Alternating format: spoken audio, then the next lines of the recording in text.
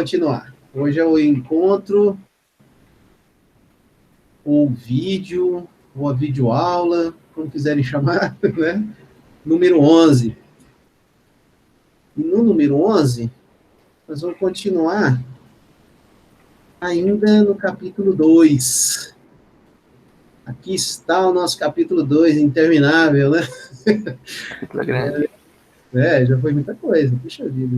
Toda a parte de processos, toda a parte de threads, toda a parte de comunicação interprocessos, ou entre processos, né? Aí nós fechamos isso aqui. E eu disse a vocês, não, vamos saltar a parte de escalonamento e falar dos clássicos, né? Problemas clássicos. Então, A gente não tá vendo o livro, não. É? A gente não tá vendo o livro, não.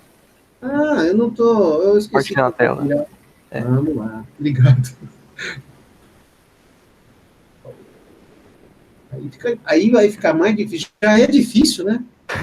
Com uma telinha para acompanhar, vai ficar um pouco mais.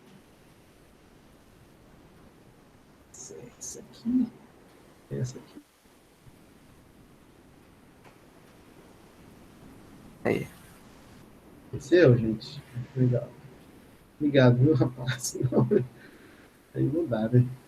Então, como eu estava dizendo, o interminável capítulo 2, né? Então, está ele aqui. Processos, todo, threads, a comunicação entre processos. No encontro anterior, eu disse, não, vamos saltar o escalonamento por enquanto e falar dos clássicos, né? Os problemas clássicos de comunicação entre processos. E aqui, ó, eu não estou me lembrando o que a gente fez. Ah, sim, a gente explorou a passagem de mensagens, né? Foi o último assunto. Esse é o último assunto da sessão sobre comunicação entre processos. Nós exploramos no anterior, no número 10, né? Beleza. Aí, naquele mesmo número 10, a gente trabalhou o problema dos filósofos comilões, ou o jantar dos filósofos, que é o nome mais adequado aí, né? Esse aqui. E aí nós discutimos o jantar dos filósofos. O problema é essa mesa, não vou repetir, tá, pessoal? Fica tranquilo, fica calmo, tá? Okay. O professor fala tudo outra vez, não vou falar. É só para dar um contexto mesmo. Porque esses dois problemas, eles são, como está no título, clássicos. Então, é sempre interessante, importante falar deles, né? A gente fala deles como exemplos de problemas recorrentes na literatura. Volta e meia vocês vão ver isso em computação, né? É muito comum. O problema do jantar dos filósofos, né? E dos leitores escritores. Então, isso aqui é o jantar dos filósofos. Rapidamente, são 5 pratos. Claro que não são só 5, isso aí escala, né? Eu posso ter mais. E eu tenho 1, 2, 3, 4, 5 garfos que têm que ser compartilhados pelos filósofos. No máximo, 2 filósofos podem comer ao mesmo tempo, porque para comer eles têm que pegar os 2 garfos, né? Então, no máximo, 2 vão conseguir concomitantemente saborear aí o espaguete, né? Então, dois garfos. E sempre o filósofo pega um garfo, aí depois pega outro garfo. Então, a gente mostrou, discutimos, acho que falamos bastante, né? Tem algum ponto que quer esclarecer mais, gente, daquela conversa anterior? Nós mostramos um pedaço de código. Sim ou não? Não. Depois que quer retomar sobre esse assunto? Então tá. Esse código aqui, de novo, né? Esse é o livro do Tannenbaum, esse código aqui é um código que é uma solução que não funciona, né? E aí tem outra solução aqui que ela funciona. Essa é uma solução, né? Tem um estralo aqui. Essa é uma solução. Né? Agora, na sequência, eu vou falar um pouco desse outro problema, que é um problema mais simples, na minha visão, né, do que até dos filósofos, mas não menos importante, que é um clássico assim, que é implementado nos bancos de dados, principalmente sistemas de bancos de dados. Né? É o problema dos leitores e escritores, Readers and Writers Problem. Então, a ideia de você ter um recurso, esse recurso ele é um arquivo, por exemplo, Imagine lá um arquivo, todos vocês sabem o que é um arquivo, então tem um arquivo, tem registros nesse arquivo, e eu posso inserir registros nesse arquivo ou ler registros desse arquivo, típico de qualquer acesso a dados, ou, no caso, também em banco de dados. O mesmo princípio se aplica a uma tabela de banco de dados. Talvez você já tenha estudado banco de dados. Você tem o projeto de banco de dados, ele inclui tabelas, então imagine se, dada uma tabela, eu tenho que incluir linhas ou fazer consultas a essas linhas, né? Então, esse de forma genérica, a gente pode pensar como um arquivo mesmo, né? Então, eu preciso ler e escrever ao mesmo tempo, nessa base de dados. O autor chama de database, está aqui, né? Então, ler o database ao mesmo tempo, mas se um processo estiver atualizando, então eu posso ter processos que podem ler. A essência é a seguinte, gente, antes que eu fique lendo aqui, a essência é a seguinte, a leitura, ela parte da premissa de que ler, eu posso ter vários leitores lendo simultaneamente, sem nenhuma preocupação em relação a controle de região crítica, de seção crítica, porque são só leituras. Certo. Eu não tenho como leitores corromper, naquele sentido que a gente já tratou aqui, em termos de consistência desses dados, né? Porque são apenas leituras. Então, eu posso ter N leitores acessando o arquivo simultaneamente, sem nenhum controle de acesso por seção crítica. Essa é uma premissa. Já o escritor, não é bem assim, né? Se eu tiver vários escritores acessando o arquivo, claramente eu preciso ter alguma forma de controlar o acesso a esse arquivo para esses escritores. Acesso que eu digo, acesso de gravação, né? Controle de acesso é até outro termo usado em computação, né? Que é outra história. Acesso de permissão e tal, não é disso. Eu estou falando realmente nesse contexto de concorrência. Então, eu posso ter vários escritores, quando eles vão no arquivo, eu não posso deixar. Então, eu não posso deixar vários escritores irem ao arquivo ao mesmo tempo. Eu preciso lidar com algum tipo de controle ou condição de corrida. Então, beleza. Então, resumindo, vários leitores podem acessar simultaneamente. Isso não é um problema. Vários escritores, não. Então, tem que ser um de cada vez. Espero que esteja sendo claro aí, tá? E o escritor não pode estar ao mesmo tempo que o leitor também, imagina. Aí vem o terceiro ponto, né? Exatamente. O primeiro é esse que eu já falei. Vários leitores, ok. Vários escritores, tem que ser um de cada vez. Agora, se eu tiver vários leitores lá dentro, sem controle nenhum de condição de corrida, tudo bem. Se chegar um escritor, o que eu tenho que fazer? Então, essa é uma pergunta-chave para ser respondida por esse problema. Então, esse é o problema fundamental. Vários leitores, tá bom, mas chegou um escritor lá, e aí? O que eu faço? Porque quando o escritor, ele entrar, se ele entra, um só, tá? Se um escritor entra lá para registrar uma alteração no arquivo, o que os leitores vão ter que fazer? Eles vão continuar ali de forma descontrolada lendo, mesmo tendo um escritor gravando, ou eu vou ter que controlar também os leitores? Então, esse é o contexto do problema. Tem alguma intuição aí, ou sugestão, ou já leram? Como que resolve isso? Como tratar isso? Quando o escritor aparecer, tem que parar todos os leitores, imagino. Mas aí depois que terminar o escritor, aí os leitores podem voltar ao normal, já que tá... É por aí. Quer dizer, eu vou ter que criar uma solução onde, quando o escritor chegar, os leitores vão ter que tomar alguma atitude. Né? Eu vou ter que controlar um pouco esses leitores. Então, vamos ver como é que é essa saída aqui. Onde que está? Então, tá aqui, ó, para pegar um pouco do texto, né? É aceitável, né? Aqui o texto aqui que eu estou vendo. É aceitável que múltiplos processos lendo o database ao mesmo tempo. Quer dizer, é aceitável, não é bem a tradução, mas vamos lá, né? É aceitável que eu tenha muitos leitores no database ao mesmo tempo. Já falei sobre isso. Mas, se um processo estiver atualizando o database, olha só, um processo estiver atualizando o database, nenhum outro processo pode ter acesso ao database. Nem mesmo escritores, ou melhor, nem mesmo leitores. Então, vamos ver como é que a gente trata isso. Tem uma solução, que o autor já traz uma solução, por simplicidade, ele já traz uma e discute ela, tá? Então, repare, olha, vamos começar pelo mais intuitivo aqui, o escritor. Primeiro, a arquitetura da solução, né? Uma visão mais ampla aí da solução. Então, eu tenho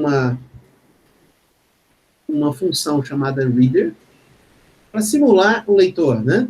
E uma função chamada writer, também para simular um gravador, ou escritor.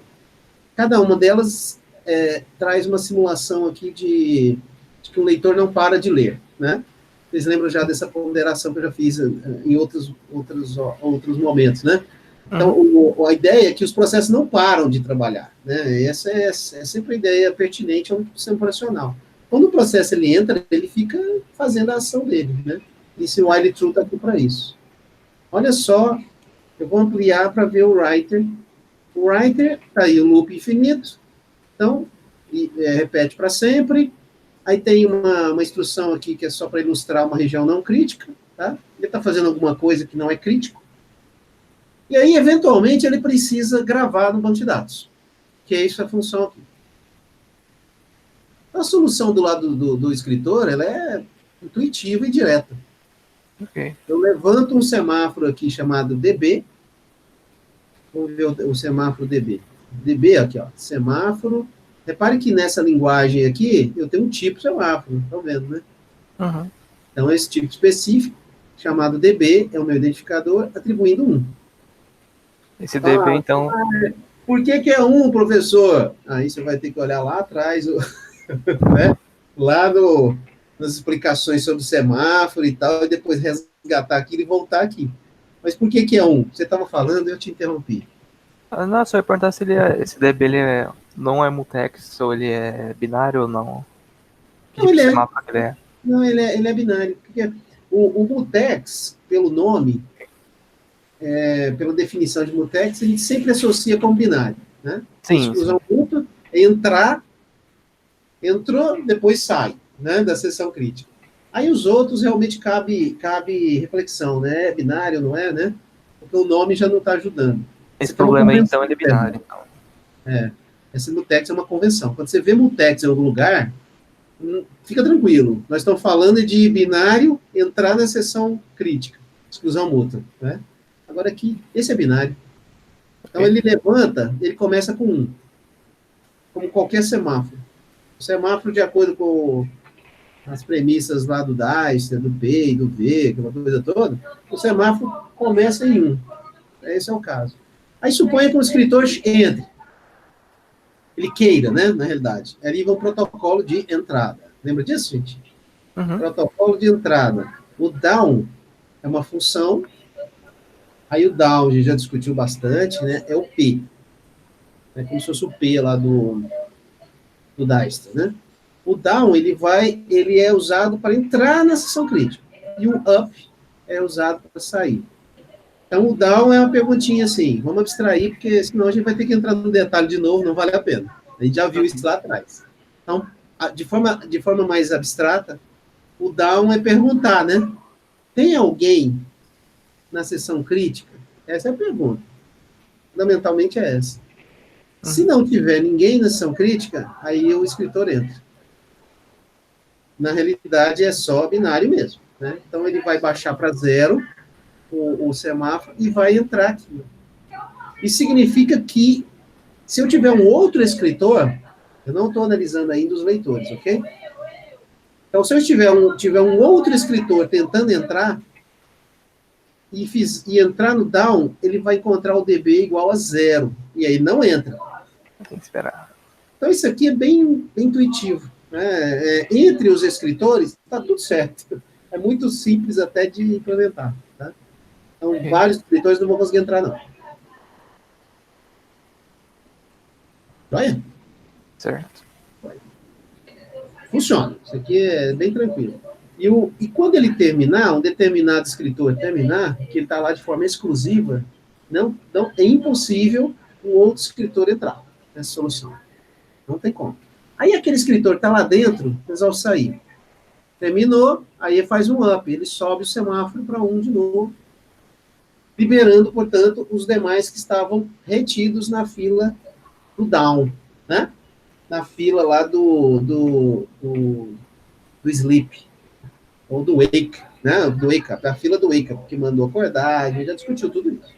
Tá? Então ele desce o semáforo de novo e fala, pessoal, galera, vai. Aí o outro escritor que estiver aguardando vai entrar. Então, quer dizer, essa solução aqui, ela é muito simples, funcional, é ok para escritores, no plural. Escritores competindo. Agora, não tem só escritores, tem leitores. Olha o leitor, aqui uma solução para o leitor. De novo, eu tenho um loop, aquela ideia, né? Tem um mutex aqui, repare que não precisa de mutex nesse caso, porque é só entrar mesmo no WriteDB e sair, Write Database e sair. Agora aqui eu já estou apelando para um mutex, vamos ver por quê. A ideia do leitor, recapitulando, é que o leitor não age sozinho, tem leitores. Então, os vários leitores, eles podem entrar à vontade no arquivo e ler à vontade. A tentativa de ler à vontade está aqui, ó. Onde está o ler à vontade? O ler à vontade está aqui, certo? Esse é o ler, read database. Só que não é tão à vontade assim, porque eu tenho que cuidar de um outro semáforo, chamado DB. Vamos ver qual que é a ideia aqui. Quando um leitor entrar, eu somo 1 nessa variávelzinha RC. A RC começa em 0 e ela serve só para contar a quantidade de leitores que estão ou lendo ou esperando para ler. Olha aqui, tá vendo? Certo. Número de leitor. Suponha que seja o primeiro leitor, vai. Tá, entrou o primeiro leitor. Aí ele faz down mutex. Não tem ninguém aqui nessa área. Eu preciso falar isso, porque senão pode não ficar claro. Eu tenho down mutex e tenho up mutex. Confere? Isso significa que entre o down e entre o up existe uma seção crítica, que é essa parte aqui. Então, a solução, ela depende que esse trecho aqui, marcado, execute de forma exclusiva. Então, eu não terei 2 leitores juntos aqui. Não. Certo? Não tem condição. Né? Então, isso não vai acontecer. Então, vamos lá. O primeiro leitor de todos, primeirinho, entrou lá no arquivo, quer entrar no arquivo. Então, o mutex é 1, ele vai baixar o semáforo e vai entrar. Soma RC, o RC passa a 1, ou seja, é como se fosse o primeiro, né? É o primeiro leitor. Aí tem uma perguntinha aqui. Se o RC for 1, aí faz um down no DB. Então, se esse leitor for o primeiro leitor, primeiro entrando, então eu faço um down DB. Vocês têm ideia de por que eu estou fazendo down DB? Lembrando que o down DB é o semáforo do banco de dados. Obter acesso exclusivo. O que vocês acham? Ele tem pedido de outro escritor de entrar aí também? E quando eu faço down DB, eu tô subindo o semáforo, né? Que é como se fosse essa parte aqui. Baixando o semáforo, na verdade, permitindo. Então, quando eu faço RC igual a 1, eu estou deixando que algum escritor eventual entre. É isso que eu estou fazendo. Se tiver algum escritor preso no DB, isso pode acontecer, a gente viu que é aqui, ó, né? Então, se um escritor pode ficar preso aqui, porque tem alguém escrevendo. Se eu tiver um leitor só, tudo bem. Eu posso deixar um escritor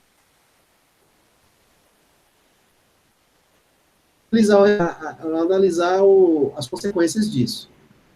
O up mutex eu já falei, é só para cercar essa área. Né? Isso aqui tem que ser feito de forma exclusiva. Senão, eu vou ter vários leitores entrando e somando um aqui. A gente já viu que isso dá errado.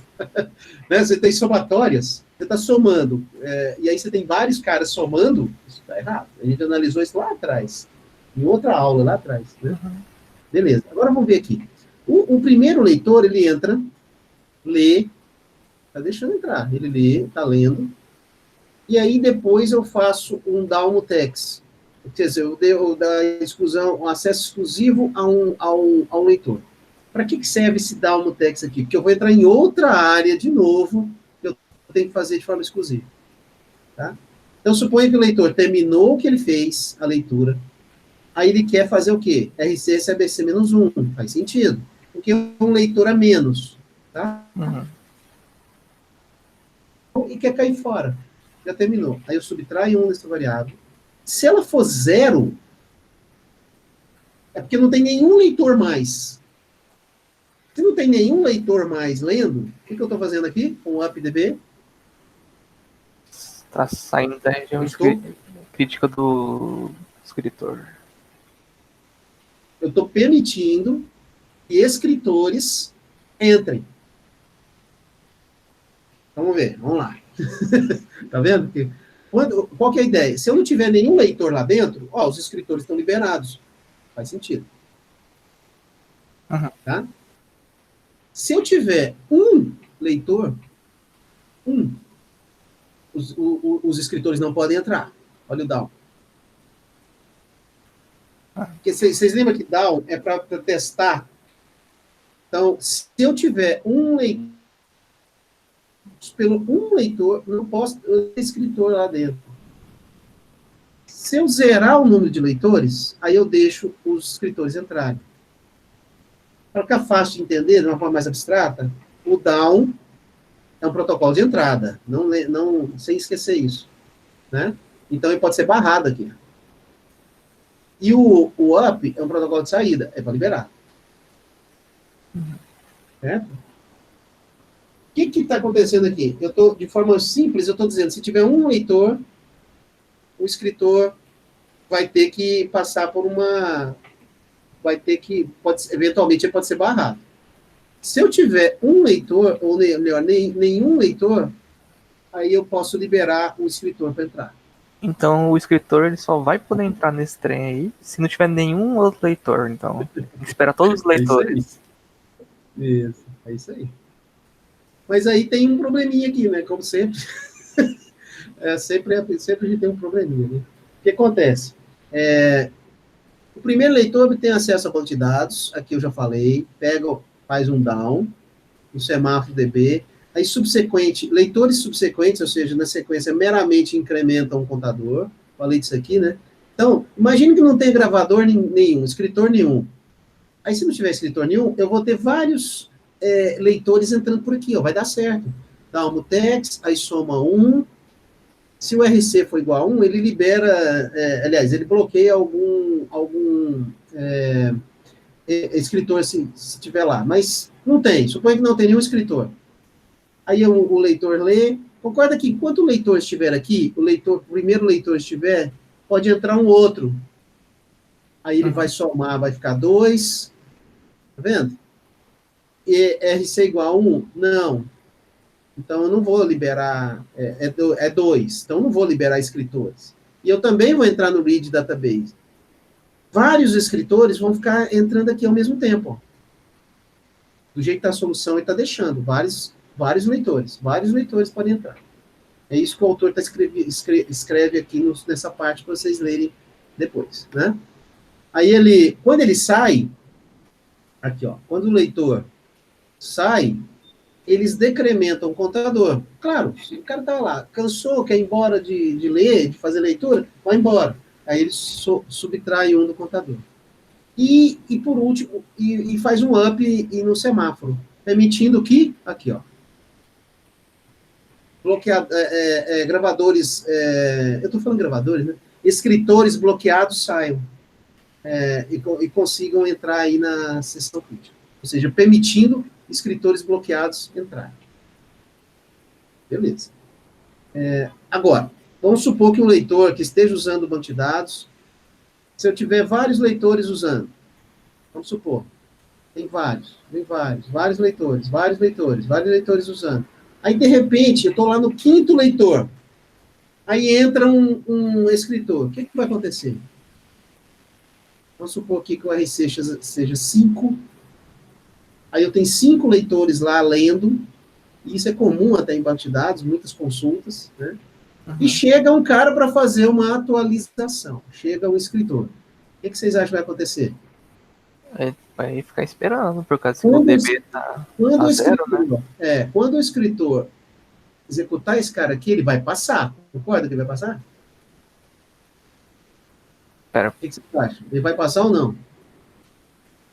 se tem 5 leitores já acontecendo, então o escritor não pode entrar. Então eu imagino que ele tem que ficar bloqueado, não? Então o escritor, acho que eu não tenho, o escritor não pode entrar. Por que ele não pode entrar? Então ele não pode entrar, é isso que eu tô falando. Isso, legal. Por quê? Porque em algum momento o RC foi 1, na primeira vez, no primeiro leitor. Aí o que ele fez? Aí o DB agora tá zero por causa disso. Exatamente. Então ele não Então, deixa escritores entrar. Então o uhum. fato de ter um leitor, aí eu posso 2, 3, 4, 5 leitores. O que vai acontecer com o nosso amiguinho escritor? Ele tem que esperar, tem que ficar bloqueado. Ele vai esperar, e ele pode esperar indefinidamente. Uhum. Ah, não, não, senhor, professor, está errado. Vamos supor que seja 5.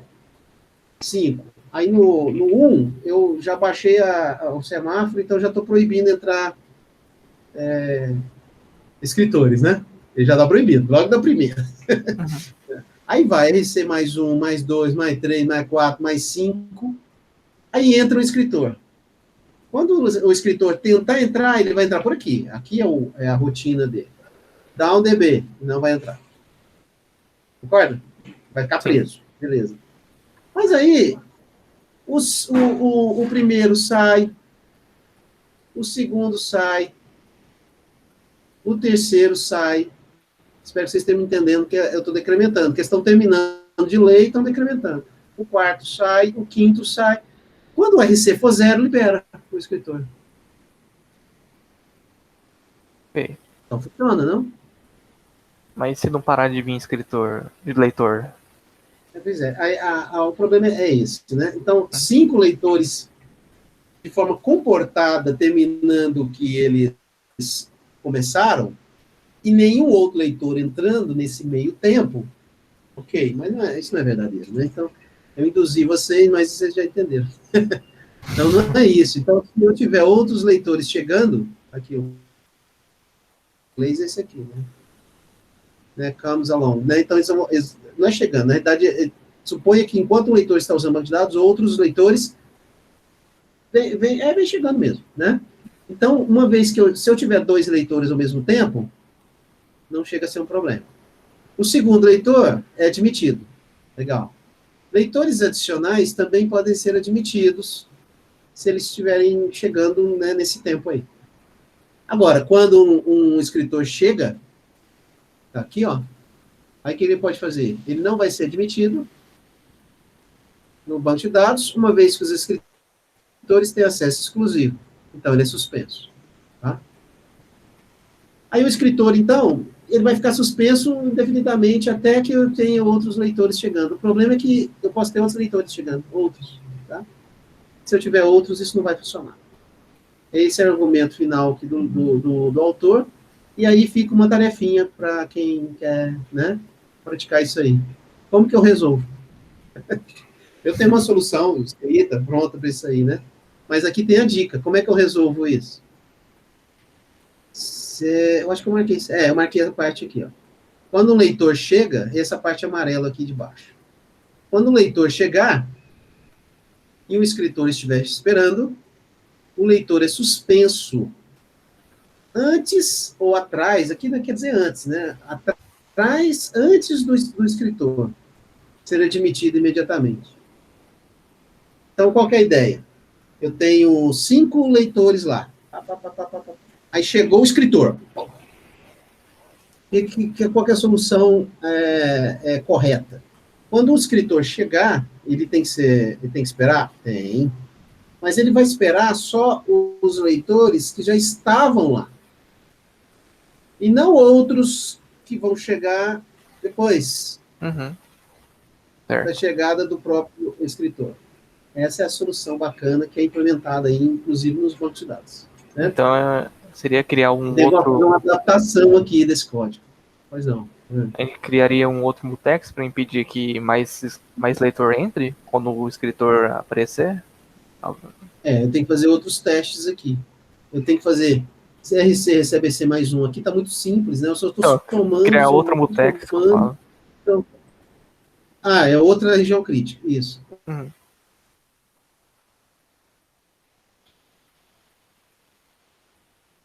É que só tá um pouco ruim pra mim.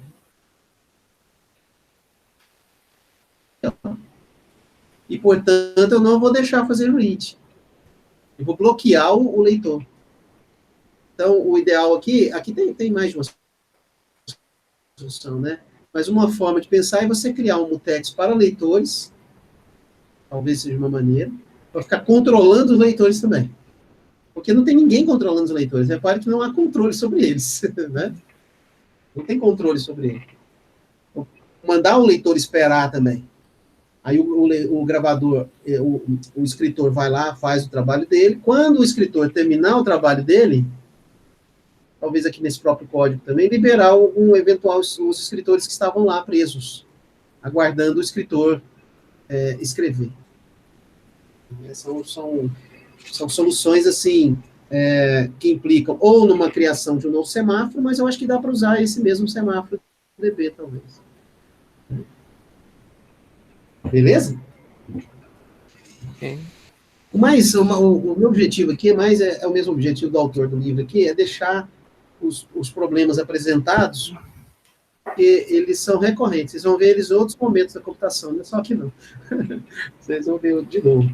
Os bancos de dados, deixa eu abrir um parênteses aqui, os bancos de dados em geral, os sistemas gerenciadores de bancos de dados, e aí vai a perguntinha para quem está com vocês aí que está na sala, e quem não vai assistir depois. O sistema gerenciador de bancos de dados, enfim, quem já estudou, né? Vocês estudaram sistema gerenciador? Já deu tempo? De banco de dados? SGBD. Não. Eu ia estudar banco de dados agora, nesse semestre. Ainda não. Então, beleza. Então, é porque tem na computação, nos cursos de ciência de computação, em geral, tem a disciplina banco de dados, que você trabalha muito mais com a modelagem e projeto de banco de dados. E tem também a disciplina de sistemas, gerenciadores de banco de dados, onde se estuda o motor do banco de dados, né? O funcionamento interno do sistema gerenciador. Resguardadas as proporções, é como se você estudasse o sistema de computação do banco de dados, como é que ele funciona por dentro, né? E aí lá, quando vocês forem estudar isso, vocês vão ver novamente alguns assuntos vistos aqui, como, por exemplo, o tratamento de concorrência em gerenciador de banco de dados, como é que ele funciona. E alguns SGBDs tratam esse problema aqui do produtor-consumidor. Não é isso. O problema dos leitores e escritores, eles tratam congelando, criando tabelas separadas. Então, imagine você tem várias requisições de consulta numa tabela. Select, né, fazendo vários selects numa tabela. Aí, quando eu tenho um update naquela tabela, alguns SGBDs fazem o seguinte, eles duplicam a tabela internamente e fazem o update na tabela e deixam os leitores ali, fazendo selects na tabela original. Por questão de simplicidade, para ter maior desempenho. E funciona bem. Então, o SGBD, o Oracle, por exemplo, faz isso. A gente explica isso bastante em sistemas gerenciador de banco de dados. E lá no INFE, a gente tem um curso de especialização em banco de dados que eu trato esse assunto, inclusive, lá. Como é que o SGBD lida com concorrência? Como é que ele lida internamente com concorrência e como que o programador das queries, SQL, sabendo disso, pode programar melhor e tal. E é esse assunto aqui. Só que no contexto lá de gerenciadores de banco de dados. Né? É só um parênteses mesmo. Vocês verem que o link, né, a computação, como qualquer ciência, por exemplo, uma ciência tem os seus links. Né? Então, o entendimento de um tópico ajuda a entender o outro, que ajuda a entender o outro. Por aí vai. Formando a base. Né? Isso aí. Tá, eu tô mexendo no mouse aqui, tô fazendo confusão, mas tá tudo certo, gente, essa parte? Certo. Eu vou seguir, então. Água. E voltando lá Agora, qual que é a proposta aqui na sequência? O último tópico do capítulo 2, né? Que é o escalonamento da CPU. Porque nesse ponto aqui, o que a gente fez... Aí, ó, né? Aqui, ó, capítulo 2. Viu, Daniel? Te atendi aí, ó. Apertei a tecla home. É. Aqui, ó. Olha só, né? Problemas clássicos. É isso. O filósofo, os comilões, né? Jantar dos filósofos, e o produtor. Oh, meu Deus. O produtor. Leitores e escritores. Beleza. Agora nós vamos trabalhar aqui. Beleza? Que é o escalonamento. Ok. O escalonamento é o assunto. Por que eu fiz isso? Porque eu não sei por que esse autor botou isso aqui no meio. Eu acho que não tem... É que aqui a gente vinha trabalhando, e a função do professor é recortar o conteúdo, né? Eu estou aqui para isso. A gente vinha trabalhando essa área aqui, e aí, de repente, vem escalonamento e depois os problemas clássicos que tem a ver com 2.3, na verdade, com concorrência. Né? Mas, enfim, vamos lá. Então, agora nós vamos falar de escalonamento. Terminou o escalonamento, pessoal, acabou o capítulo 2. Processo e threads. Certo. E aí, depois, nós vamos trabalhar com memória. Olha que massa. Gerenciamento de memória. Pancadaria. Olha só, né? Mas antes disso, vamos lá para o escalonamento. O escalonamento, ele tem a ver com uma figura. Vou voltar. Devia ter colocado aqueles slides aqui. Eu acho que não vai demorar, não. O escalonamento tem a ver com isso aqui, pessoal, com os estados do processo. Lembra daquela figurinha? Quantos estados um processo pode alcançar? Pronto, bloqueado e. Isso. Qual que é o. Eu não lembro. Tem mais um. Ele fica no estado de pronto, ok. Ele fica no estado de... Você falou bloqueado, ok. Tem mais um. Estou chegando lá. Aí, ó. Isso aí, Gabriel. Executando. Né? Ele só pode estar em 3 estados. Né? Claro que ele pode, se a gente fizer um estudo mais, uma granularidade aí mais fina, há outros estados. Eu ainda vou falar disso hoje ainda, quando se fala de threads, por exemplo, em Java, que é um exemplo de programação. Aí, essa figurinha aqui, né? Então, o que eu vou falar agora, no contexto de escalonamento, é isso aqui. Quais são os critérios para o nosso amigo processo? E também vale para threads, tá? Na maior parte do tempo que eu estiver falando de escalonamento de processo, também vale para threads. Qual o critério que eu vou fazer para ele ir para o 1? Ou melhor, transitar aqui, né? Essa transição 1 para bloqueado. Laga. Critérios podem ser usados para ele sair, entrar e tal. Running, o Gabriel falou bem aí, running é o estado de execução. É quando ele está executando. Professor, Executando significa, nesse contexto, ocupando CPU. Sim, Daniel? pode repetir um pouco o que o senhor falou, que deu uma lagada aqui para mim. Eu estou falando dos estados, né? Vamos ver onde que foi. Então, os estados, 3 estados, rodando, bloqueado e pronto. E quando eu falo de escalonamento, significa que nós vamos discutir agora, a partir de agora, algoritmos que estabelecem critérios para eu transitar Ok. de um estado para o outro. Por quê que eu vou sair de running e ir para ready? Por que eu vou sair de ready e entrar em running? Por que eu vou sair de running e ir para blocked? E por aí vai. Né? Então, os algoritmos de escalonamento é que respondem a essas perguntas. E aí eu estava falando sobre o seguinte, o running significa ocupando o CPU, beleza? Rodando. Então, isso aqui é porque está lá gastando processamento. Um loop while, uma espera ocupada. Lembra da discussão da espera ocupada? Uhum. Por isso que a gente fala antes dessas coisas, porque agora fica mais mais intuitivo. Então, uma espera ocupada para tratar concorrência está gastando CPU, porque não é adequado. Então, aqui eu estou gastando CPU.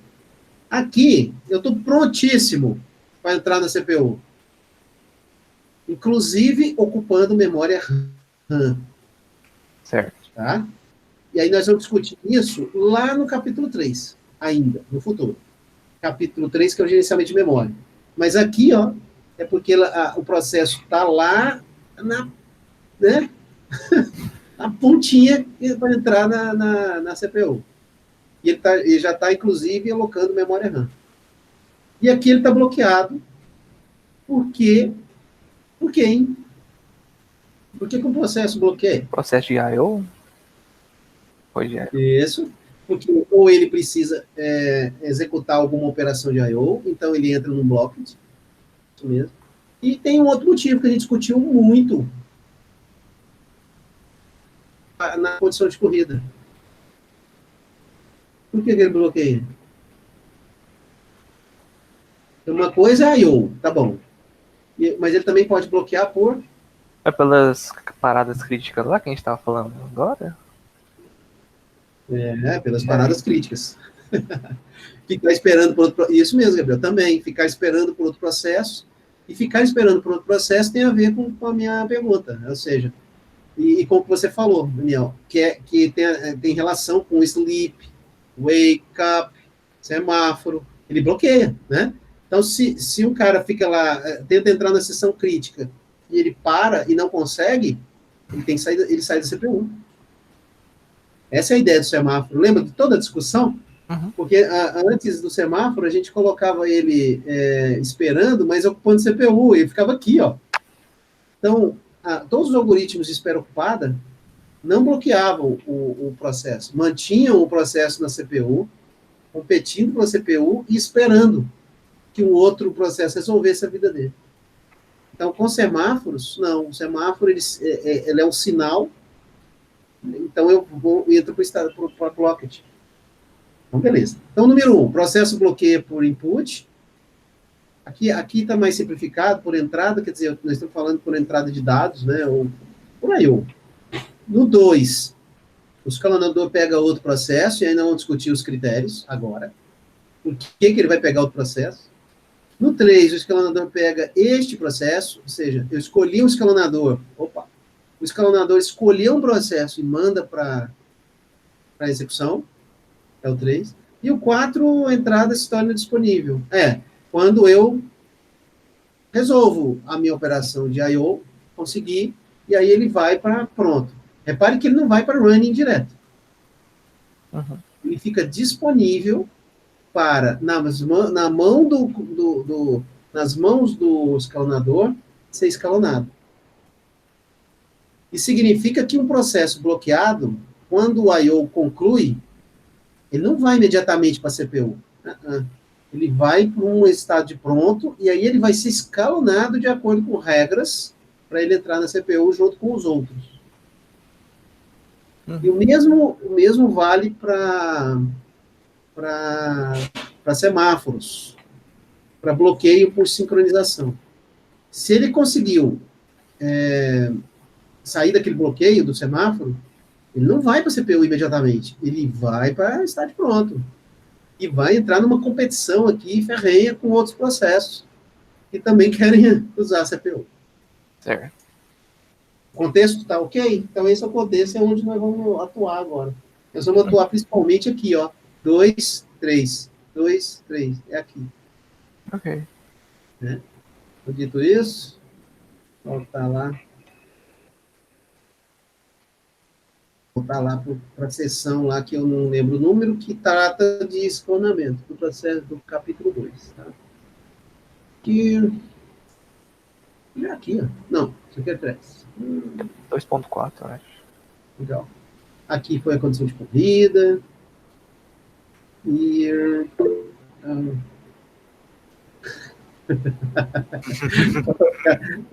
Tá bom, obrigado, viu, Gabriel? É para ficar um pouco mais interativo aqui mesmo. Para percorrer. É proposital, viu, Gabriel? Eu sei. O Gabriel está perguntando, por que você não baixa um leitor de PDF que reconhece as sessões? Nesse ambiente aqui, é melhor eu usar uma aba. Não sei se vocês já perceberam aqui, fica mais fácil para eu chavear entre vários documentos numa aba. Uhum. Para eu colocar um leitor de PDF, funciona, viu, Gabriel? Claro, sem dúvida. Aí eu teria que parar o compartilhamento da tela, compartilhar a tela do leitor de PDF, depois parar o compartilhamento do leitor de PDF e compartilhar aqui. Essa não é uma ferramenta melhor para fazer isso, essa aqui, né? O que a gente está fazendo. Tem uma ferramenta um pouquinho mais sofisticada aqui para ensino remoto, né? Que é o que nós estamos tentando fazer. Aqui, ó, na seção, pegamos, aqui, ó, produção e escalonamento. Pronto. Então, é isso aqui, né? É isso aqui que a gente quer. Opa! E eu tenho um conjunto de slides aqui que vai facilitar também a nossa discussão, né? Dá uma olhada nessa imagem aqui, tá? Que é o mesmo assunto, claro, né? A gente está falando, mas é o ciclo de vida de uma thread, no caso específico da JVM. Mas é uma figura interessante para analisar os estados de uma thread, que se assemelham aos estados de um processo lá do sistema operacional, tá? Repare aqui. Então, aqui ela é um pouco mais completa em relação ao anterior, porque tem esse born, né? Born aí é nascer, né? No sentido de nascer, ou criou uma thread, disparei a thread, aí ela entra no estado de pronto. Isso se assemelha ao pronto do sistema operacional. Fechou? Ok. Aí tem várias situações aqui, né? Vamos olhar os retângulos azuis primeiro, né? Estado de pronto é aquele que nós já falamos, estado de running, perfeito, que é a CPU, ele está ocupando CPU. Isso aqui é o escalonador da JVM, viu? A JVM tem o seu escalonador. Escalona as threads dentro do processo da JVM. E olha aqui, tem waiting, tem sleeping e tem blocked. Então, o escalonador separa aquele blocked lá do SO, que é mais abstrato. Aqui, ele está separado em 3 situações, né? No contexto de threads da JVM. Se eu enviar uma instrução wait, ele vai entrar no estado de espera. Então, wait é a diretiva lá da Java para eu mandar uma thread esperar. Então, quando eu falo assim, o thread, wait, o que significa? Espera aí, é como se fosse o down. Thread bloqueia. Ok. E eu posso fazer, inclusive, um wait com variável condicional. A gente mostrou isso num exemplo numa das aulas anteriores. Uma variável de condição de monitor, né? Mas é um wait é mandar parar. Para aí. Bloqueia aí. É estado de wait. Ela vai sair do estado de wait se eu enviar um comando notify. Isso é do nível do programador mesmo, do programador de threads. O que o notify faz? Ele coloca a thread de volta no estado de ready. Repare que ele não manda a thread para o estado de running. É o mesmo princípio que eu coloquei lá do livro lá do Tarimbaldi, sistemas operacionais. Né? Eu não mando uma thread de volta para a CPU, não é assim. Ele tem que competir, entrar no bolo aqui com outras. Uhum. O sleep, ele entra no estado de dormindo. O sleep é um método, eu chamo no geral de uma diretiva, que manda a thread dormir por um tempo específico.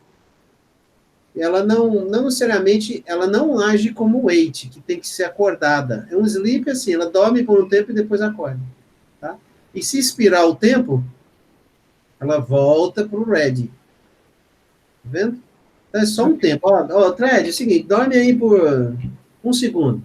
Você pode programar isso. Aí ela vai dar uma dormida. Dormir é o quê? Sai da CPU, que às vezes o seu problema exige que ela vá dormir, né? Para temporizar algum evento, né? Se a thread se completar, completou, né? Beleza. Está aqui um sinalzinho de fim aqui desse diagrama. Agora, a thread também pode precisar de quê, gente? Olha aqui, ó, estou marcando. Não sei se meu mouse fica bom aí nessa imagem para vocês. Tá certo. Então, aqui, ó, o requisite de I/O, o request de I/O. Então, aí o que ela faz? Bloqueia. Blocked.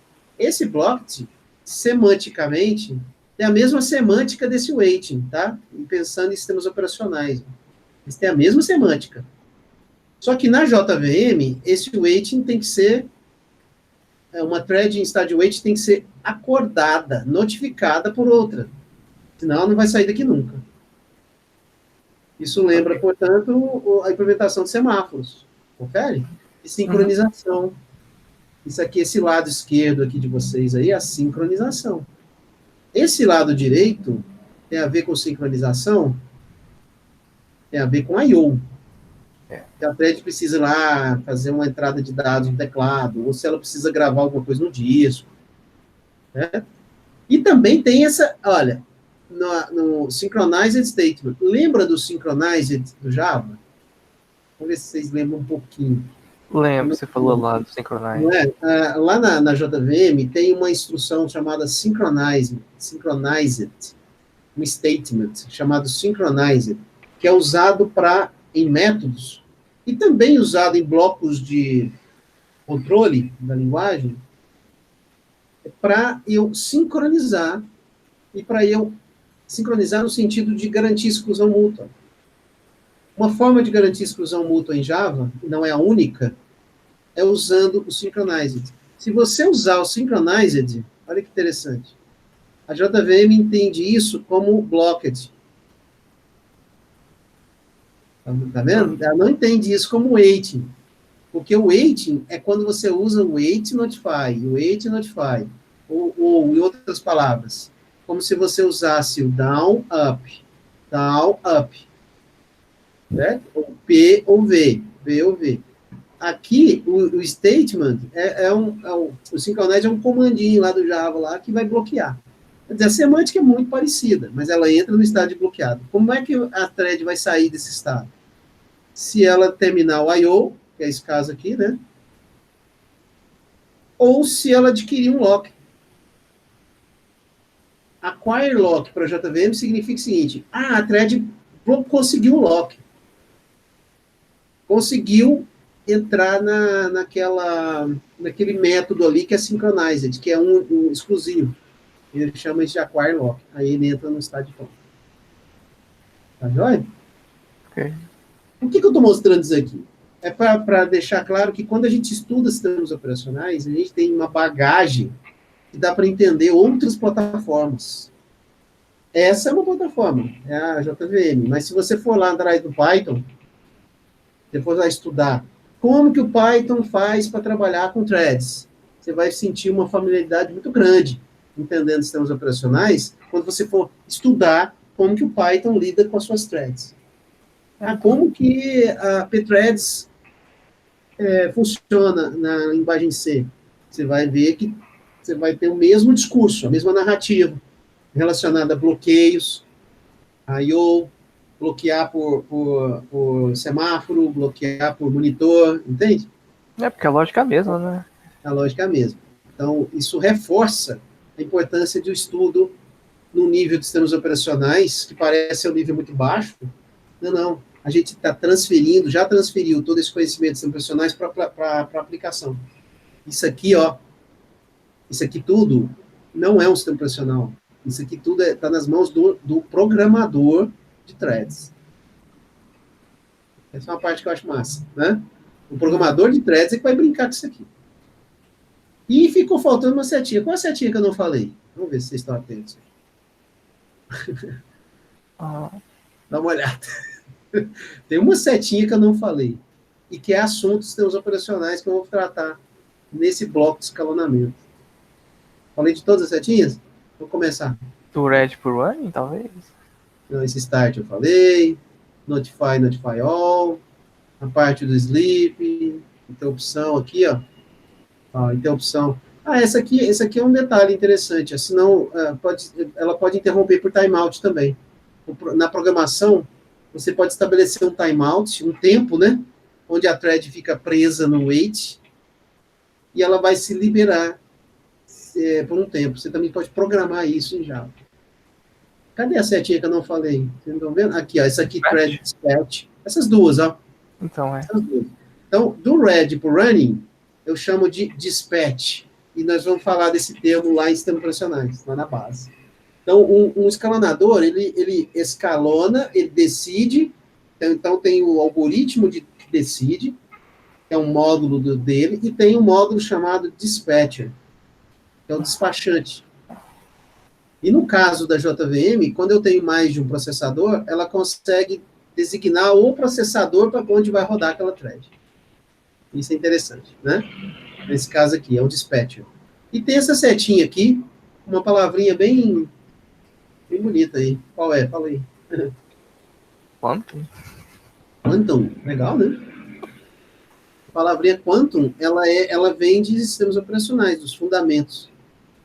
Quantum é um tempo, eu já estou adiantando o assunto, disse, ó. É um tempo que é dado para um processo rodar na CPU. E esse quantum, ele é o mesmo para todos os processos, para garantir a multiprogramação. Então, eu vou dar 10 milissegundos para cada processo. Aí o processo entra na CPU, roda 10 milissegundos e sai. Aí ele entra na CPU, outro entra, roda 10 milissegundos e sai. Essa é uma técnica para evitar o quê? O que vocês acham? Diante do conhecimento que nós já temos? Pronto, ficar só um processo lá na CPU. Para evitar starvation. É isso mesmo. Ele não impede starvation, mas ele é um fator, é um potencial que evita o starvation. E ele também... E não tem relação com o deadlock. Só para falar, porque eu sempre falei starvation deadlock, o quantum ajuda a tornar o acesso à CPU mais justo, mais fair play. A brincadeira que eu faço é o fair play, né? O Gabriel está perguntando, evitar a espera ocupada? Sim, bem colocado, Gabriel, exatamente. Se você acho que caiu, voltou, não sei. Se você... Uhum. Mas você está 2 vezes hoje, Gabriel, legal. Ou é outro Gabriel? Agora ficou diferente aqui. Mas tá bom. É você mesmo, né? Então deixa eu ver se eu não perdi a sua pergunta agora, me distraí. Então, espera ocupada, exatamente. Se na sua solução você precisa da espera ocupada e ela não é proibida, às vezes você precisa, ok? Então, o processador, ele vai fazer com que aquele processo que você implementou, ou thread com espera ocupada, ele não vai ficar lá eternamente gastando CPU, porque tem um quantum. Então, o quantum impede, né, que o cara fique lá, é de eterno na CPU. E esse é um dos algoritmos, nós vamos tratar com mais detalhes, tá? Tá vendo, gente? Então esse conjunto de slides, eu não sei se eu disponibilizei para vocês, mas ele é muito bom, viu? Eu montei ele há um tempo atrás para um curso que eu ministrei de desenvolvimento de software concorrente, tá vendo aí? E é bem interessante aqui, eu trato do assunto específico multithread. Bem legal isso aqui, bem bacana para entender mais sobre o ciclo de vida de threads. Certo. Dito isso, então vamos lá. Então eu estou aqui, vou começar aqui a falar de escalonamento, né? Então, eu tenho uma coisa chamada scheduler, ok? E tem uma coisa chamada algoritmo de escalonamento. Então, o scheduler é o módulo do SO responsável por escalonar. Nós já falamos disso. É tirar o processo do pronto e colocar no running, no executando. Essa é a missão do escalonador. Tirar o processo daqui para cá. Ready for running. Beleza. E muitas das coisas que nós vamos falar aqui se aplicam a processo e a thread. Eu já havia dito isso. E o autor reforça aqui e marquei para vocês, né? Muitas das coisas, das questões discutidas aqui se aplicam tanto para processo quanto para threads, né? Embora haja algumas diferenças, mas no geral eu tenho similaridades. E vocês viram que a própria JVM resgata essas similaridades e coloca lá para threads, né? E eu tenho sistemas operacionais que gerenciam threads diretamente pelo kernel. A gente não pode esquecer isso. Nós estamos falando de processo aqui o tempo todo, só que tem sistemas operacionais híbridos, nós já falamos isso lá atrás. Sim. Tem um número mais quanto. E tem sistema operacional que escalona threads diretamente. E os princípios são os mesmos, tá? Então, beleza. Aqui eu tenho um conjunto de slides para facilitar a discussão também, tá? Além do livro. Então, o que nós estamos falando? Nós vamos falar de nível de escalonamento, tipos de sistemas, o escalonamento em sistemas em lote, o escalonamento em sistemas interativos e outros tópicos mais complementares, esses aqui, né? São os termos de tempo real e o próprio escalonamento de threads quando o kernel escalona threads. O que não é muito comum, em geral não é muito comum, mas tem, né? Antes de eu avançar, o que é um sistema interativo? Bem rápido, assim, direto. O que é um sistema interativo? Só para separar os dois. Mexe. A gente interage. Claro. Óbvio. É isso mesmo. Pergunta direta, resposta direta. Então, é que você interage de algum modo. Teclando, mouse, né? Ou seja, existe o loop, o usuário está no loop. Ele participa desse loop. Os sistemas em lote, o usuário não participa desse loop. Então, registrem isso na cabeça, porque vai ficar mais fácil entender os algoritmos, tá? O sistema em lote é você fazer o seguinte: o processo é submetido para o sistema, e esse processo não tem usuário interagindo. Ele vai lá e vai fazer um monte de coisa. Vai gravar no banco de dados, vai gerar um relatório, vai fazer um acesso a um site, vai coletar dados e resgatar, vai acessar tem um algoritmo de dados volumosos que vai extrair dados e vai processá-los e vai entregar um resultado. Não tem usuário no loop. Então, a gente chama em sistemas operacionais de sistemas batch. Eu faço questão de mostrar o termo em inglês também, porque ele aparece o tempo todo, né? Então, eu tenho sistemas em batch, que são diferentes dos sistemas online, aqui. Vendo aqui? Batch é sistema em lote, para a gente categorizar os algoritmos de escalonamento. E tem algoritmos para sistemas interativos, como o que vocês estão usando nesse momento. Seja no smartphone, seja no desktop, notebook, enfim, né? É um interativo. E tem os sistemas de tempo real, onde os algoritmos eles tratam com mais rigidez, baseado em tempo máximo que o processo pode ocupar a CPU. Esses aqui já são mais relaxados em relação ao tempo que eles ocupam no CPU. Já o sistema de tempo real, ele determina o tempo, que é chamado de deadline. É o tempo máximo que um processo vai rodar. Ele não pode ultrapassar aquele tempo. Em geral, algoritmos para sistemas de tempo real lidam com sistemas críticos. Por exemplo, um sistema médico, ou um sistema, uma aeronave, né?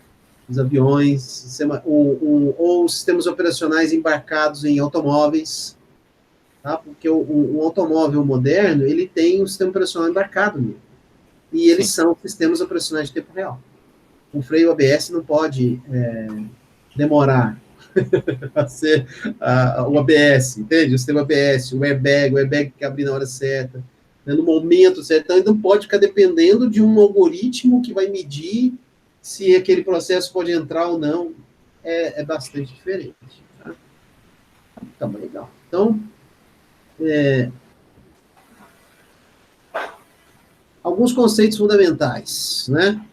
A gente avançar nos algoritmos em si, antes de começar a falar dos algoritmos em si.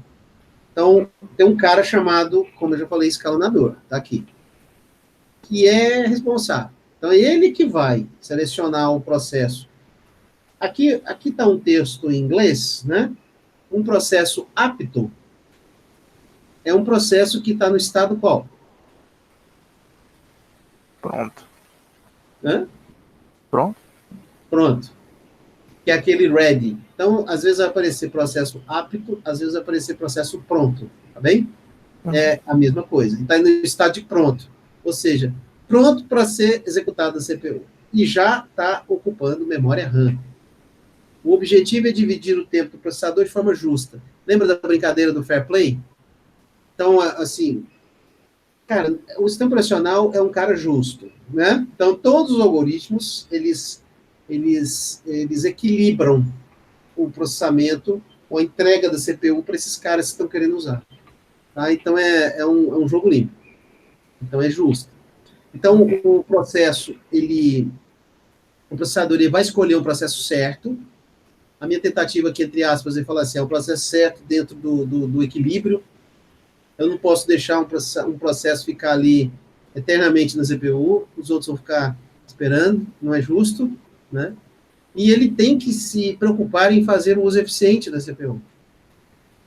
Então, uma CPU 100% de uso, vocês já tiveram curiosidade lá no Linux e falar como é que está o uso da minha CPU?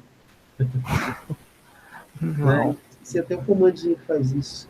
Aí você vai lá na console e tá o nível de CPU. Uma CPU 100% de uso é uma coisa boa. Você está usando eficientemente a CPU. Ela está sendo usada 100%, é porque você está precisando de 100%. Né? É claro, ela pode estar com a língua para fora, né? Porque ela está com um monte de processo rodando. Mas isso é o que se espera mesmo. Mas implica no sistema operacional usar bem. Não é usar 100% da CPU com um processo só. Esse aqui é o que é estranho, que isso não poderia acontecer. Né? E aí, há algumas ponderações quando o sistema é em lote, ou seja, o usuário não está no loop, ou quando o tempo é compartilhado, ou quando é tempo real. Aí nós vamos ficar discutindo isso. Ainda nos conceitos, olha só.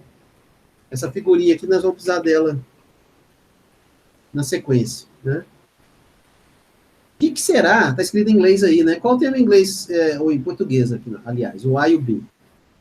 Vocês lembram do termo que a gente usou em inglês para definir, e que é mais usado, para definir essa letra A e letra B? Vamos lá, se lembra. Lá atrás eu falei isso em um momento, a gente explicou muito sobre a multiprogramação. Qual que é o termo?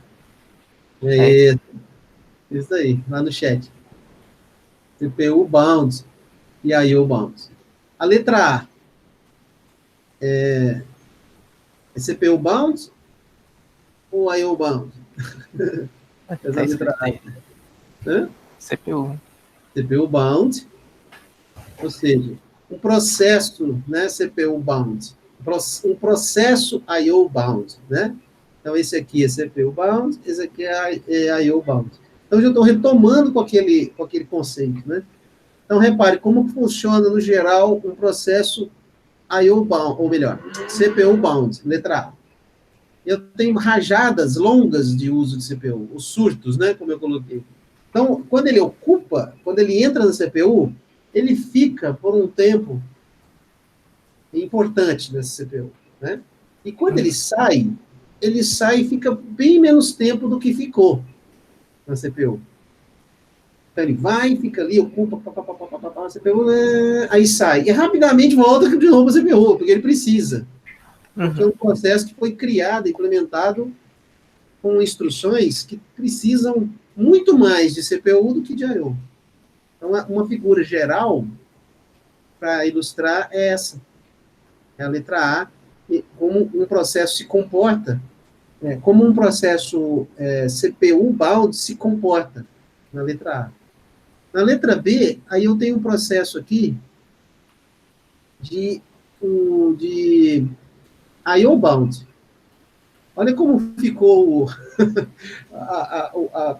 a parte rachurada aqui, né? Esses retângulozinhos, né?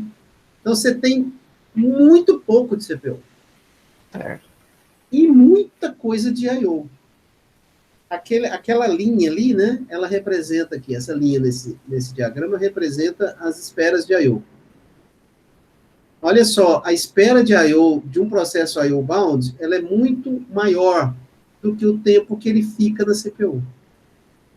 Um I/O bound é um processo que precisa da CPU só para fazer pequenos chaveamentos ou para estabelecer a instrução e depois volta para o disco. Disco é só um exemplo, tá? Tem outros tipos de I/O. Então, um comandozinho, por exemplo, um read de um arquivo. Nós acabamos de ver lá os leitores e escritores, né? Então, tem lá um um comando de leitura no arquivo, read. Um leitor entra na seção crítica, vários leitores. Imagine que um leitor desse ele seja IO-bound. Então, o read, o comando read, é a pequena rajada de CPU que eu preciso. Só para eu encontrar a função, a chamada sistema read, e a gente já falou de system call aqui, né? Vai lá no kernel, encontra system call e executa ela. Esse processo de achar o read, a system call read e tal, é esse surto minúsculo aqui, que é o que eu preciso da CPU. Depois vai para o disco e vou ler o disco, entende? E depois a entrega dos dados para a memória e processamento também pode ser feito com pequenos surtos desse de CPU. Então, são categorias de processos que vão definir o melhor algoritmo. Qual o melhor algoritmo para processos como esse? Qual o melhor algoritmo para processos como esse? Então, essa é a linha de raciocínio que vamos conduzir aqui na próxima conversa. Ok. Quer falar, Daniel? Não. Tá. Beleza. Então, vamos lá. Vamos seguir um pouquinho. Acho que mais uns 5 a 10 minutos a gente encerra hoje. Aqui, mais outros conceitos, né? Situações típicas para execução. Sempre que a CPU estiver livre, houver processos aptos a executar. Tá, isso aqui é um geral, que a gente precisa dar uma contextualização para a gente seguir nos algoritmos, né? Então, se a CPU estiver livre e tiver processos aptos a rodar, o escalonador vai escolher o processo, né? Então, é uma coisa, acho que intuitiva, né? O escalonador vai entrar em ação sempre que isso aqui acontecer. Esse é o motivo desse slide aqui. Então, são situações típicas para o escalonador entrar e executar. E me fez lembrar uma coisa também, né? O escalonador também é um processo, tá? Então, também tem isso. É um processo? É curioso, né? Porque o próprio escalonador, ele precisa da CPU para trabalhar. Ué. É claro que como ele trabalhando no nível mais baixo, lidando com registradores e alguns os sistemas de interrupção, ele tem prioridade. Mas ele também precisa da CPU, claro, senão não há como acontecer nada. Então, dito isso, quando é que ele roda? Sempre que a CPU estiver livre e houver processo na fila de pronto. Né? Okay. Sempre que eu criar e terminar um processo. Então, se eu criou um processo, o escalonador tem que entrar para ver se ele vai rodar agora ou não, se tem lugar para ele na CPU. E quando um processo termina, o escalonador também tem que entrar para limpar a casa, né?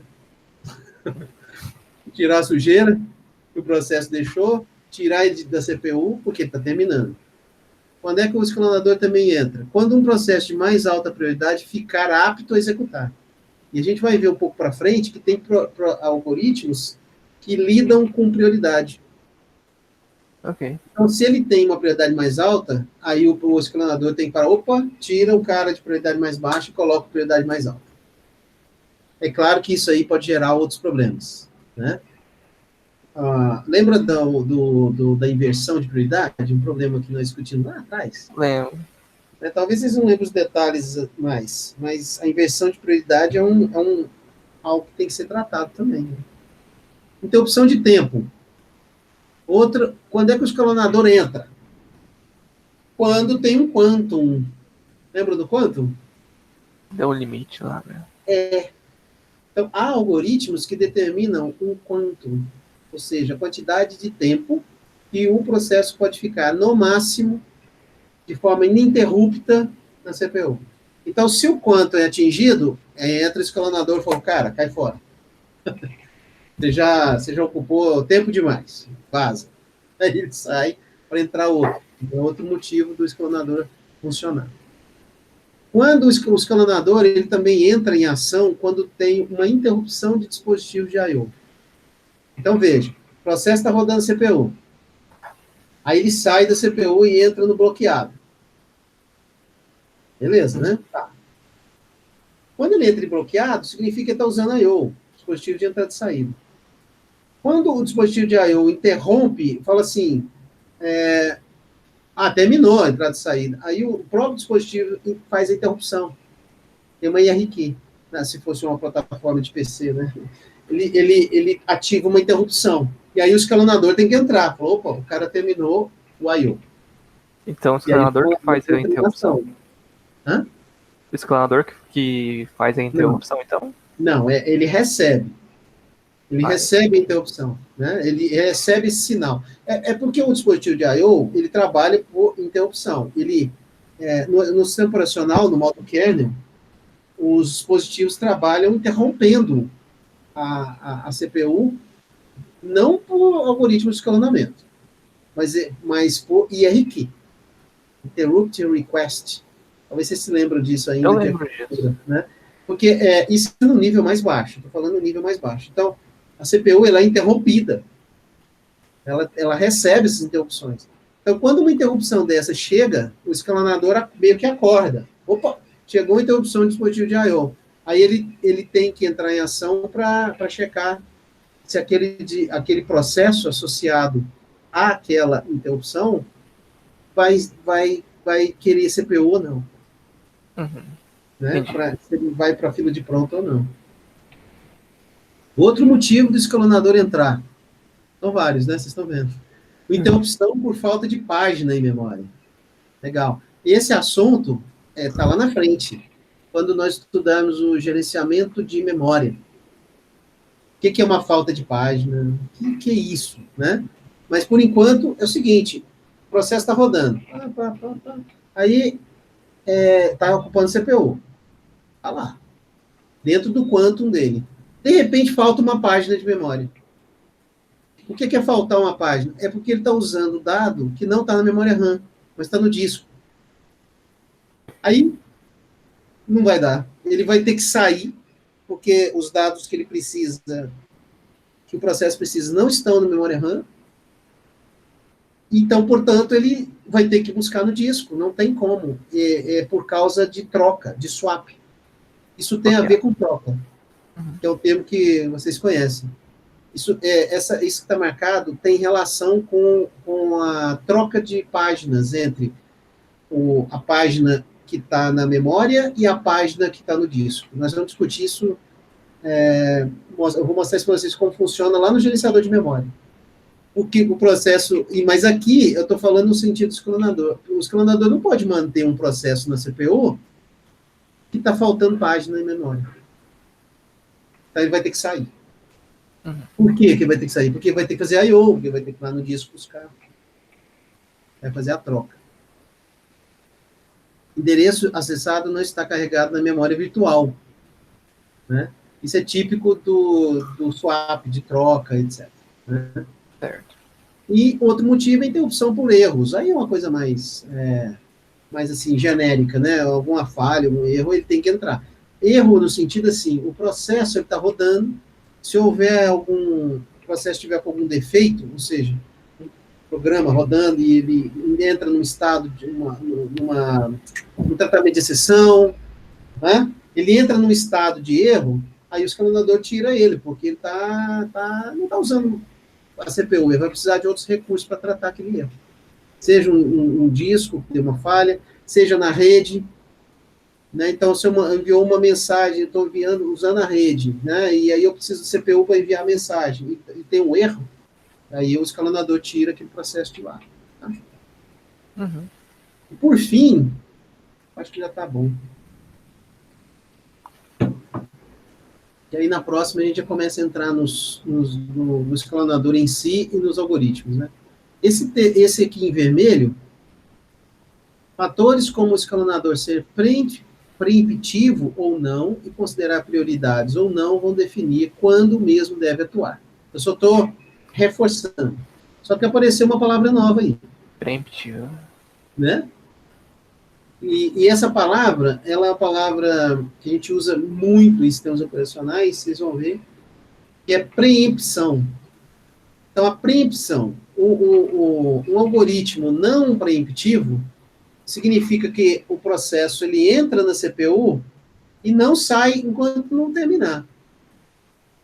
Já o preemptivo, eu posso ter possibilidade de retirá-lo antes que ele termine. Por exemplo, usando o quantum. Então, se o meu algoritmo tem o quantum, que é o tempo, então porque ele é preemptivo. Porque ele entrou, ele não conseguiu terminar ainda, mas o escalonador arranca ele de lá de qualquer maneira. Então, a gente chama isso de preempção, preemptivo. Os primeiros sistemas operacionais, principalmente da Microsoft, eles eram não preemptivos. O Windows 95, o Windows 3.1.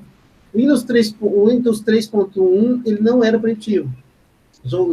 Os processos entravam e ficavam lá no CPU. Isso causava uma série de problemas. O 95 já implementou uma preempção, mas rudimentar, ainda dava alguns problemas. Mas hoje isso já está resolvido, né, na construção dos sistemas operacionais que a gente usa.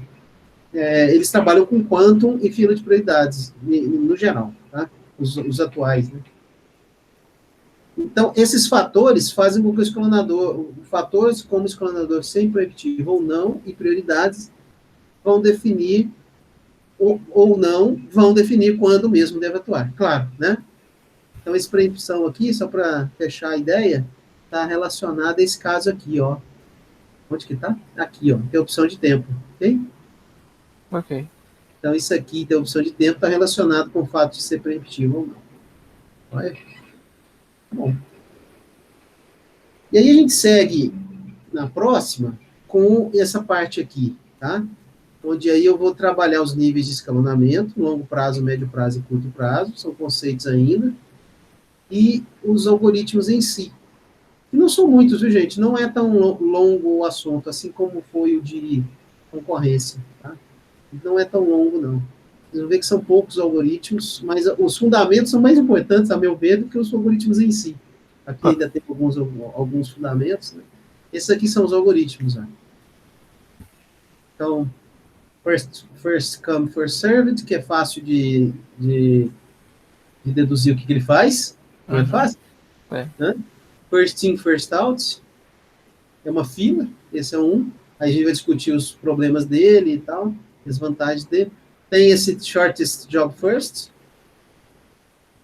que é muito referenciado, porque ele resolveu uma série de problemas, que é você colocar... Dá para entender pelo nome, né? É o menor mais rápido, talvez. O menor job. Job é outro nome usado para processos, tá? Especialmente nos anos 1970, 80, até 90, pode ser, mas principalmente onde o job era a unidade de trabalho de um sistema de computação do tipo mainframe, né? Então, você faz um job. O job é um processo em lote, um batch. Você coloca para rodar. Então, esse termo job, ele persiste ainda, né? Esse aqui, ele usa o mesmo princípio desse, mas incluindo um quantum. E esse aqui é um quantum, o próximo menor tempo restante. Ah, não, esse aqui é o de menor tempo restante, que é um complemento do shortest job first. E aí nós vamos discutir todos esses aqui. Esses aqui são para os sistemas em lote. Os sistemas interativos, aí entra os sistemas em lote não faz sentido ter quantum, tá? Esse aqui, shortest process next, é outra abordagem, tá? Okay. Não tem sentido no sistema em lote eu pensar em quantum. Aí nós vamos detalhar isso. Aí o sistema interativo, também tem bastante coisa aí, né? É chamado, muitas vezes, de round robin, né? Que é um sistemas interativos round robin, que é o uso do quantum. Aí, e tem uma forma de eu dimensionar esse quantum para ser mais justo, né? Para dar chance a oportunidades aos processos interativos. Legal? Pessoal, tá bom, né? São 90 minutos já de gravação. Tudo bem. Ok, gente? Ok. Eu sigo na próxima, tá? Beleza. Algum ponto no final? Ponto no final ficou ótimo, né? Algum ponto no final? Sim, ponto final. Algum ponto aí, Gabriel? Ah, Tá, joia. Tá bom, gente. Então, acho que isso tá excelente por hoje, né? ok. Como sempre, obrigado pela presença de vocês, tá? Obrigado a você, Gabriel, Daniel. Tá bom, gente. Tchau.